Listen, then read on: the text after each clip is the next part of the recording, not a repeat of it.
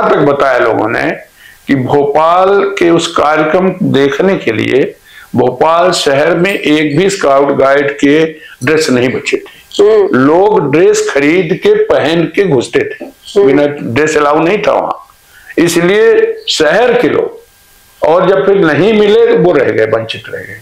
इतना बड़ा कार्यक्रम था वो। उसमें मैं गया था, तो वो जमघोरी थी, उसमें इंग्लैंड, रूस, अमेरिका, उनके लिए एक विशेष बाजार बनाया गया उसी के अंदर कि वो चीजें खरीद सके अपने यहाँ की। और बहुत बहुत ही खूबसूरत बाजार था, खूबसूरत कार्यक्रम था। है प्रचंड बोल मस्तकों के झुंड, आज चक्र की घड़ी की तुम गुहार दो। मित्रों नमस्कार, मैं क्रांति पांडे आप सभी के मध्य पुनः उपस्थित हूँ आरंभ अनुष्ठान के इस नवीन एपिसोड में। जी हाँ, आज हमारे मध्य उपस्थित है एक विशेष रचनाकार जिनको हमारा पूरा बिंद बड़े ही सम्मान के साथ संबोधित करता है। जी, मैं बात कर रही हूँ, हमारे मध्य आज उपस्थित हैं हम सभी के अगुआ, या यूं कहें हम सभी के गुरु, जिनके मध्य पता नहीं कितने साहित्यिक पीढ़ियां आई और व्यतीत हो गई। तो आइए हम मिलते हैं आदरणीय श्री राम नरेश तिवारी निष्ठुर जी से, आज वार्ता करते हैं, जानते हैं उन्हीं के मुख से उनके जीवन के तमाम आयामों के विषय में, और उनसे जानते हैं कैसे साहित्यिक क्षेत्र में वह अनवरत कार्यशील रहे, कर्मठता के साथ बढ़ते रहे। तो मैं स्वागत करती हूँ दादा आपका आरंभ अनुष्ठान में। मैं आपका स्वागत तहे दिल से स्वीकार करता जी, और आपको बधाई देता हूँ कि आप साहित्य के उन सोपानों को दृश्य बनाने की कोशिश कर रही हैं जो कल विलुप्त होने वाले हैं। और वो ये सोपान असाधारण हैं, क्योंकि व्यक्ति चाहे जो हो, वर्तमान में उसका कहीं भी स्वागत नहीं हुआ है, चाहे जितना बड़ा साहित्यकार रहा हो। जी। प्रेमचंद ने एक जूते में जीवन गुजारा, आज उन्हीं प्रेमचंद की जयंती, उनके बेटे, उनके औत्र अब रॉयल्टी पाते हैं उनके साहित्य पर। बिल्कुल। तुलसी को रामायण लिख लिख के सुनाने के लिए कितना मुश्किल का सामना करना पड़ा उस जमाने में। बिल्कुल। और उनको चौराहे चौराहे अपना रामायण लेके जला न दी जाए उकृति, इस भय से भागना पड़ा।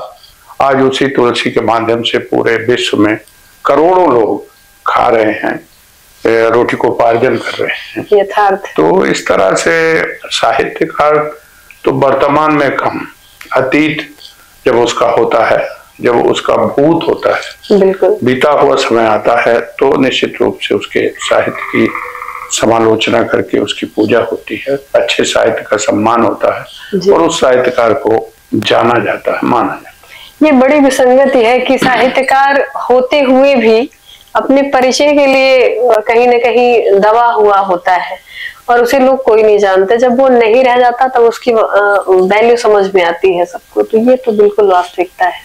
ये इसलिए भी होता है और होना भी चाहिए जी, वर्तमान परिप्रेक्ष्य जो है जिसमें हम जी रहे हैं जी, ये बड़ा आपाधापी का जीवन है, यथार्थ। तब ये सब संभावनाएं कम थी, लोग कम इधर उधर जाते आते थे, वैश्विक एकता कम थी, आने जाने के साधन कम थे, सूचनाओं के माध्यम कम थे। तब लोग थोड़ा बहुत सुनते भी थे, साहित्य को समझने की कोशिश भी करते थे और साहित्य भी एक कोट का रचा जाता था। अब दोनों चीजें हो गई हैं, साहित्य अच्छा भी अब सम्मानित नहीं हो पा रहा है और उसके साथ साथ लोग साहित्य के साथ कुछ ऐसे लोग भी आ गए हैं जो एक दूसरे की नकल करके रचनाओं को यहाँ वहां से लेके लाते हैं, तो इसलिए भी अनदेखा होता है। ये तो बहुत ही चल रहा है। तो इस तरह से ये अच्छा भी है कि हम कल हमारी बात की, हमारे साहित्य की, हमारे रचना की, हमारे पुस्तकों की समीक्षा हो, लोग पढ़ें, तो उस कल का भी तो इंतजार करना होगा। बिल्कुल बिल्कुल। हमारे श्रोता जानना चाहते हैं कि आपका जन्म कहाँ होता है और उसके बाद आपकी जो रचना धर्मिता है वो कैसे गति पकड़ती है। तो इस संदर्भ में जानने के लिए कई लोगों ने मुझसे बोला भी व्यक्तिगत रूप से। ये आपने बहुत यथार्थ प्रश्न, जायज प्रश्न जी आपने किया है, क्योंकि मातृभूमि जीवन में बहुत रेखांकित करती है, यथार्थ है। आज तुलसी यदि मादा के ना होते तो शायद हम लोग तुलसी को न जान पाते। बिल्कुल। अब तो शोरों वोरों में लोग कोशिश कर रहे हैं बताने की, लेकिन यहाँ पास में होने के कारण हम सब तुलसी को जानते हैं। इसी तरह जन्मभूमि का बहुत महत्व है, चाहे जितना बड़ा साहित्यकार हो, क्योंकि कहा गया है जननी जन्मभूमि से स्वर्गादप गिरीशी। बिल्कुल। तो मेरा जन्म 16 जनवरी सन 1951 को रीवा जिले के सबसे बड़े गांव त्यूनी, क्या बात। रीवा जिला में ये बहुत बड़ा गांव है, 5 वर्ग किलोमीटर का गांव है। वाह। 5 किलोमीटर उत्तर दक्षिण है, 5 किलोमीटर पूर्व पश्चिम है। और साहित्यिक क्षेत्र में, साहित्यिक क्षेत्र में, राजनीति के क्षेत्र में और कला के क्षेत्र में, विभिन्न क्षेत्रों में वहाँ लोग हुए हैं और पुराने समय से हुए हैं। तो एक इतिहास है उस गांव का। तो वो त्यूनी में मेरा जन्म हुआ और फिर इसके बाद हम पढ़े। तो पढ़ने के लिए त्यूनी के पास एक सूरा है, गांव है सूरा, जहाँ के यमुना प्रसाद शास्त्री हैं जी। वहाँ की स्कूल बहुत अच्छी थी उस समय, तो हमारे पिताजी ने वहाँ पढ़ाना चाहा, सूरा स्कूल में, चूंकि उसका विद्यालय का नाम था। तो हम पढ़े वहाँ, हमारी शिक्षा दीक्षा अच्छी रही। उस समय हमारे अंदर ये जिज्ञासा रहती थी कि हम कक्षा में प्रथम आए, द्वितीय आए। इस तरह हम सूरा के बाद फिर 9th में चले गए शहडोल पढ़ने अपने बड़े पिताजी के पास जी। फिर पढ़ने के बाद वहां से फिर लौटे तो मनगामा से हमने हायर सेकेंडरी किया। फिर इसके बाद हमने शहडोल से first year second year BSc किया। ये बात सन 1971 की है जी। 71 में हमने विज्ञान में स्नातक उपाधि ली। वहां चूंकि सीधी में सिर्फ स्नातक था, MSc नहीं थी, अच्छा LLB था, तो फिर हम LLB करने लगे। अरे वाह। तो इस तरह से ये पढ़ाई हुई हमारी। बाद में हमने हिंदी और अंग्रेजी में प्राइवेट रूप से जी दोनों विषयों में MA उत्तरार्ध किया। क्या बात है। तो इस तरह थोड़ा ज्ञान हम लिए। रही कविता की बात जी, तो कविता जब हम कॉलेज में थे और खासकर BSc फाइनल में जी, तब से हम जोड़ तंगोड़ शुरू कर दिए। कोई भी कुछ बोलता तो हम उसके नीचे का उससे मिलता जुलता वाक्य बना देते। अच्छा। तो ये संभावनाएं हमारे अंदर विकसित होती रही और फिर साथ मिला हमको वहाँ सीधी में प्रोफेसर थे, बहुत जाने माने प्रोफेसर शालिग्राम शर्मा, डॉक्टर शालिग्राम शर्मा जी, वो हमको पढ़ाते थे हिंदी। तो उनका साथ मिला और वहाँ कुछ संस्थाएं थी सीधी में जो कवि सम्मेलन वगैरह करती थी। तो मैंने पहली कविता जब लिखी जी, तो वो कविता भी कैसे बनी कि हम चुनाव कराने गए थे वहाँ सीधी के ग्रामीण अंचल के गांव में। अच्छा। तो एक मैंने निराला को पढ़ा था, पत्थर तोड़ती होती। तो वहां हमने अपने आंखों से देखा जी कि गिट्टी के ढेर पर बैठी एक माँ, उसका बेटा भी उसके आंचल के नीचे, और वो गिट्टी एक लोहे का सांचा लेके, हथौड़ा लेके बड़ी बड़ी गिट्टियों के छोटे छोटे टुकड़े कर रही थी। और उसको देख के मेरी कविता फूटी। उसी गाड़ी में थे जिसमें ये वाहन था चुनाव का, वहीं हमें फूटी और मैंने थोड़ा बहुत लिखना शुरू किया। वहीं से आरंभ हुआ। वहीं वहां तो हमने लिखा था जी कि हर एक हथौड़े की चोटों से निकल रही स्वरधारा, पत्थर के टुकड़े पर पलता पापी पेट हमारा। क्या बात, क्या ये बात। कविता पहली मेरी फूटी। फिर उसी कविता को लेके हम शुरू में गए और एक पूरी रात बैठे रहे कवि सम्मेलन में सीधी के मानस भवन में, क्योंकि उस समय सीधी में थे, हम पढ़ रहे थे। तो 4 बजे हमारा नंबर आया सुबह। तो हाँ सुबह। तो हमने कविता सुनाई तो मुझे ऐसा लगा कि एक आत्मतोष सा मिला, एक शांति मिली, एक सुख मिला कि कविता तो सुना लिया आज।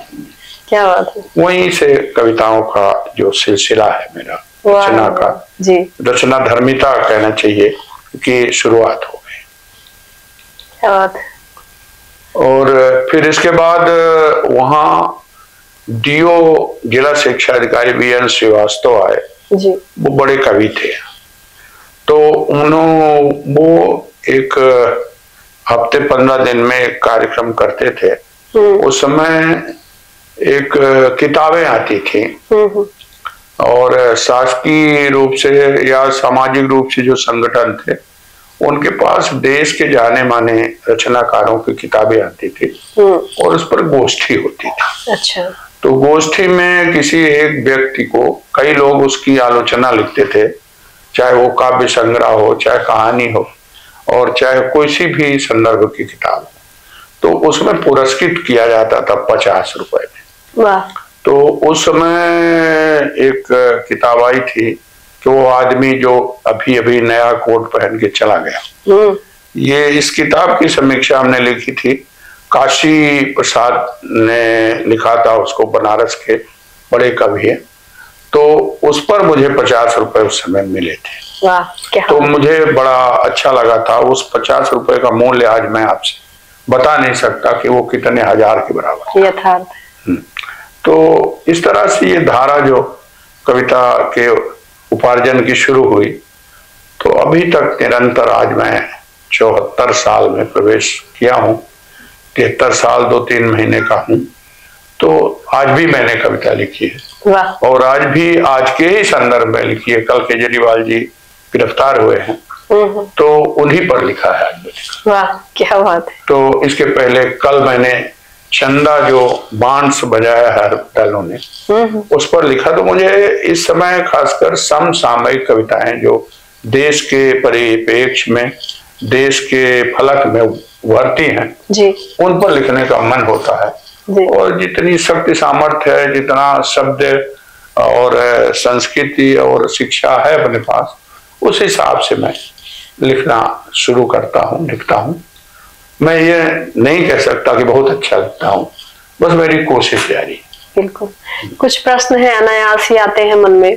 जैसे आप जब लिखना आरंभ किए थे तो आपने पढ़ा किन्हें था, मतलब साहित्यिक रूप में अगर बघेली की बात करें, क्योंकि आपकी पर्याप्त पुस्तकें हैं बघेली में भी, हिंदी में भी, तो यही है कि जिज्ञासा की आपने पढ़ा किन्हें था साहित्यिक? मैं हिंदी में जब मैंने एमए किया जी, तो मैंने, मेरा विशेष विषय तो तुलसी थे जी। तो तुलसी तो मेरे आज भी बहुत प्रिय कवि हैं। क्या बात है। उनको मैं 6:40 पर मानस आता है जी, रेडियो में। आज भी आप रेडियो वहाँ देख सकती हैं, मेरा रखा है।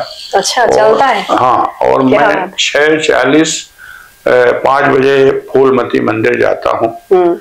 वहाँ पूजा करने की मेरी 30 साल से मेरा एक प्रण है, मैं उठ के जाता ही हूँ। वहाँ की आरती मैंने लिखी है नियमित। क्या बात। तो फूलमती मंदिर की आरती मेरी वहाँ टंगी है, आप जाएंगे तो आरती और प्रार्थना।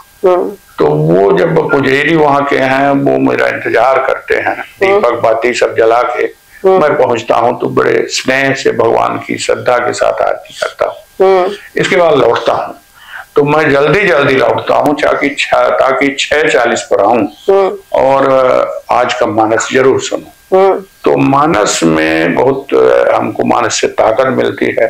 तुलसी तो एक एक शब्द के लिए जाने जाते हैं। रामचंद्र शुक्ल ने उनके लिए कहा है कि तुलसी ने एक भी शब्द बिना अर्थ के नहीं लिखा, निरर्थक नहीं लिखा। हर शब्द का उनका मतलब है, मायना है। तो वो हमारे प्रिय हैं। इसके बाद मैंने महादेवी वर्मा, निराला, इनके तमाम के संस्मरण, तमाम बड़े बड़े कवियों के, प्रसाद को, छायावाद, ये सब थोड़ा बहुत जो पढ़ा तो ये सब हमारे मन में अंकित हुए। तो इस तरह से मैं इनको पढ़ता गया, सोचता गया इनके बारे में और लिखने की कोशिश करता गया। रही बघेली की बात, तो तब बघेली के कवि 3 ही थे। अच्छा। मुख्य रूप से बैजनाथ जी बैजू थे, बैजनाथ पांडे बैजू सतगढ़ के थे, यहीं पास में है, गुड़ के पास है गांव। और दूसरे जो थे वो आपके सतना के थे, सैफुद्दीन सैफू जी। अच्छा। उन्होंने बहुत लिखा है और उनकी बहुत किताबें भी हैं जी। और इसके बाद फिर हमारे कक्का थे और कक्का जो थे शंभू प्रसाद द्विवेदी, कक्का जी। तो कक्का की किताब कक्का ने निकाला। अरे बड़ी एक दूसरी पीढ़ी के कक्का। हाँ, मजे की बात है। बिल्कुल बिल्कुल। कि काकू ने तमाम चुटकों में, तमाम डायरियों में 2-2 लाइन लिखा था। लिखा बहुत था, बघेली के बहुत जाने माने कवि थे वो।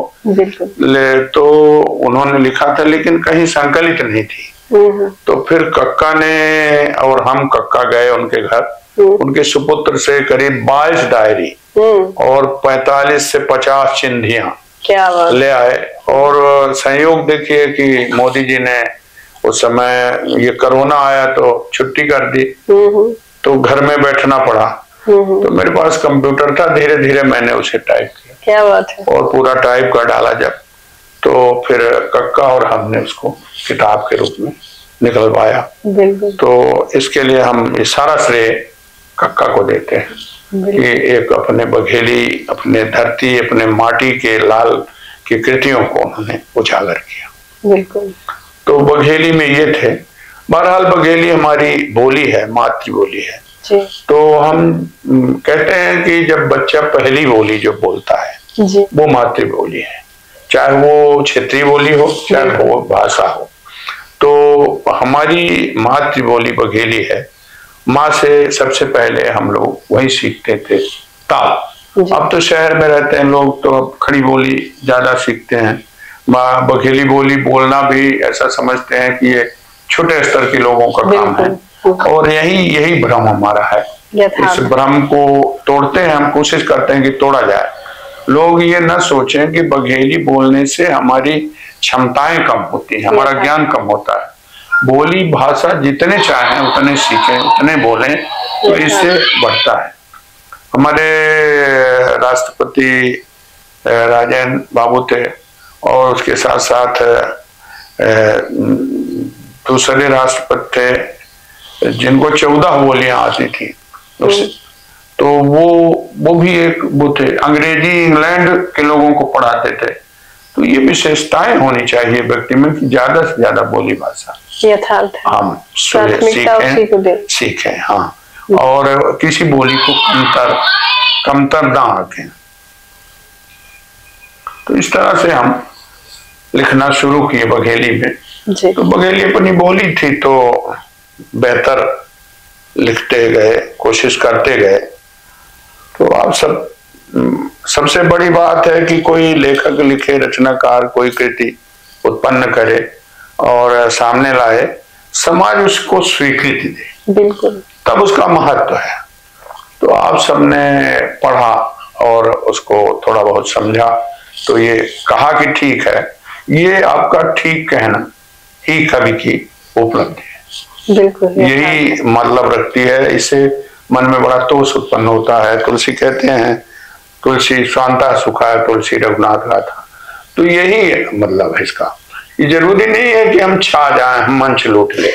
हमारे हृदय के अंदर ये संतुष्टता आए का भाव आए कि हाँ, हमने जो लिखा है वो उसको लोग पढ़ रहे हैं, समझ रहे हैं, कोशिश कर रहे हैं कि, और कह रहे हैं कि अच्छा है। बिल्कुल, इससे मन को बहुत तृप्ति मिलती है। यथार्थ है। और साहित्य का तो अर्थ ही है जिसमें सभी का हित समाहित हो, हाँ, जो सबके लिए। कितनी पुस्तकें होंगी अभी तक ज्यादा आपकी? अब हम अभी तक तो 7-8 पुस्तकें हैं ठीक ठाक जी। उसे छोटी मोटी बहुत सारी पुस्तकें निकली जिनमें हमारी कुछ कविताएं ली गई जी। तो उसमें जो मुख्य है, एक तो बघेली में हमने लिखा, बोली पर पूरी किताब है, और एक हमने गीता पर लिखा है जी। गीता में 700 श्लोक हैं संस्कृत के जी। तो मैंने उन हर श्लोक का हिंदी में दोहा कर दिया है। तो दोहा कर दिया है तो 700 दोहे हैं। तो उस पे मुझे बहुत सुख मिला उसको लिख के, क्योंकि गीता एक अलौकिक पुस्तक है हमारे भारत की, और भगवान के मुख से निकले हुए बोल हैं, तो उन पर अगर मैंने कुछ किया तो मन को बहुत संतुष्टि है। बिल्कुल। इसी तरह से कभी कभार ऐसा होता है जी कि हमारे वो एक देश में बहुत अच्छे बड़े कवि हुए हैं जी, जो शहीदों पर लिखते हैं, जो श्री कृष्ण सरल, श्री कृष्ण सरल भगत सिंह पर लिखे, चंद्रशेखर पर लिखे, और इसके बाद उन्होंने हमारी मुलाकात हुई उनके, उसमें हमने एक कवि सम्मेलन रखा, तो उन्होंने मुझे बताया, सबके बीच में बताया कि कवि को उसके कृतियों का सम्मान कब मिलता है। तो उन्होंने ये बताया कि एक बड़ा सम्मान सभा बड़ी आयोजित की गई थी, जहाँ के किशोर कुमार हैं, नाम नहीं आ रहा है उस जगह का, मध्य प्रदेश का राज्य है, वो जिला है, तो वहां पर ये भी थी, शहीद की माँ थी और लता मंगेशकर जी। अच्छा। तो मुझे बुलाया गया था और शहीद भगत सिंह के बारे में चर्चा थी, तो लोग बोलने लगे और बोले कि कब शहीद हुए हैं ये, वो सन उन बताने लगे।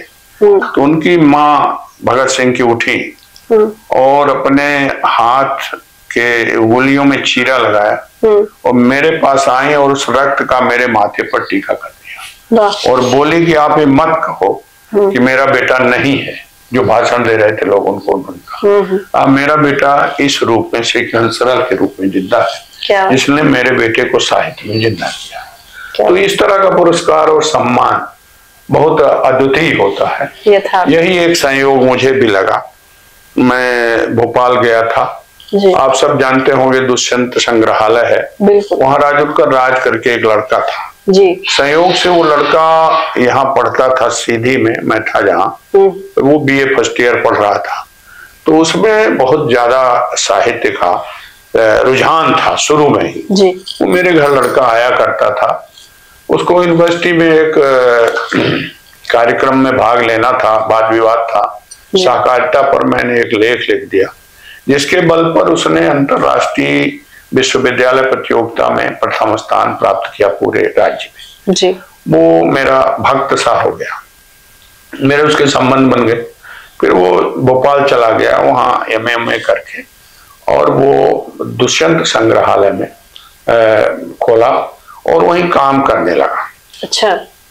तो उसके पहले वो एक वो होता है स्काउट गाइड का जी। स्काउट गाइड का मेला आप लोगों ने भोपाल में सुना होगा जी जी। कि एक वहाँ मैदान है जम्बूरी मैदान। बिल्कुल। तो जम्बूरी मैदान वहाँ तब बना जब वहाँ जम्बूरी लगी। अच्छा। तो वो जम्बूरी लगने वाली थी, 94 की बात थी, तो मैं गर्मी में वहां गया था, ये अक्टूबर में लगने वाली थी, 4 महीने बाद जी। तो उस आदमी ने मुझसे कहा, हमारे मित्र ने, हमारे उसको क्या मित्र ही कहेंगे, हमसे उम्र में बहुत कम था, राजूकर राज ने, अच्छा। कि हम लोग जम्बूरी के लिए, जम्बूरी का अर्थ आपको हम बता दें जी। स्काउट गाइड का मेला होता है जी। और स्काउट गाइड हमारे यहाँ तो केवल लड़कों को स्कूलों में बताते हैं कि हैं, लड़कियां गाइड हैं और लड़के स्काउट हैं, लेकिन अन्य देशों में जैसे अमेरिका, रूस, इंग्लैंड, यहाँ हर आदमी स्काउट है, हर लड़के औरत गाइड है, और वो सेवा के संस्थान में लोग काम करते हैं। तो उन सबको बुलाया गया था, वो सारे देश जम्बूरी में आते हैं। तो भोपाल के जम्बूरी मैदान में, वो मैदान जम्बूरी तभी से कहला जब वहां जम्बूरी लगी, तो 94 में लगनी थी, तो मैं गया था वहां, तो बैठा था, तो उस आदमी ने कहा कि हम लोग बड़े बड़े कवियों से जम्बूरी के लिए गीत मंगवा रहे हैं। अच्छा। तो आप भी एक गीत लिख दो। तो मैंने कहा किन किन से मंगा रहे हैं? उन्होंने कहा हम नीरज से मंगा रहे हैं, सोम ठाकुर से मंगा रहे हैं, माया गोविंद से मंगा रहे हैं, तमाम बड़े बड़े कवियों का नाम लिया जब उन लोगों ने। तो हमने कहा देखो भाई, इतने बड़े बड़े कवियों से आप गीत मंगा रहे हो, तो फिर मेरी क्या हिसाब है, मैं क्या लिख सकता हूँ? तो उन्होंने कहा कि नहीं, लिख दीजिए। मुझे लगा भोपाल में लग रही है, तो भोपाल के परिदृश्य के हिसाब से मैंने वो एक गीत वहां लिख के दिया कि भोपाल ताल में थिरक उठी है शाम सुहागन सिंदूरी, मानव का संदेश सुनाने आई अपनी जम्बूरी। क्या बात। संस्कृतियों का शंखनाद यह 7 समुंदर पार से, स्वागत और समर्पण अपना स्नेह सुधा रसधार से, वातावरण सुभाषित सारा, महाकोठी मन की कस्तूरी, महाकोठी मन की कस्तूरी, मानव का संदेश सुनाने आई अपनी जम्बूरी। क्या बात। तो ये कविता मैंने वहां लिख के डाल दिया और मैं चला आया। 4 महीने बाद मुझे ये पता चला, वहां से फोन, वो चिट्ठी आई, तब फोन नहीं थे जी। चिट्ठी आई कि आपका गीत चुन लिया गया। अरे वाह। जम्बूरी के लिए। और आप वो के डीओ को, हम शिक्षक थे तो हमारे जिला शिक्षा अधिकारी को लिखा गया कि उनको यहाँ बतौर मेहमान भेजे, और आप कैसे बताएं उस दिन का, उस सम्मान का, कि मुझे जहाँ ठहराया गया भोपाल में, तो वहां केवल मैं था जो बिना ड्रेस के था, कोट पैंट में मैं था, बाकी सब स्काउट गाइड के ड्रेस में थे, पूरे के पूरे लोग, माने कई हजार लोग थे और सबके टेंट बने थे।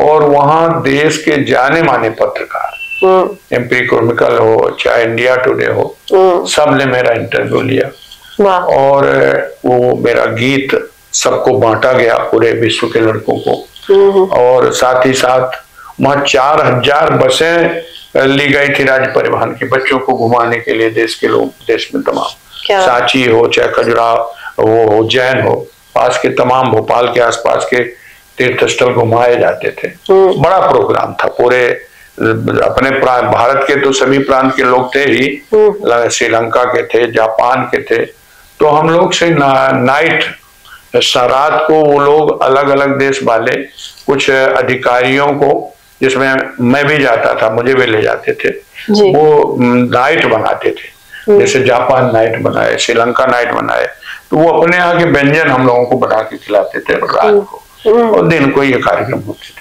तो वो बड़ा 10 दिन का मेरा बड़ा सम्मान हुआ वहाँ, और मुझे ऐसा लगा जैसे मेरे लेखन की सारा श्रम जो है वो मिट गया और बहुत कुछ हमें उपलब्धि में प्राप्त हो जी।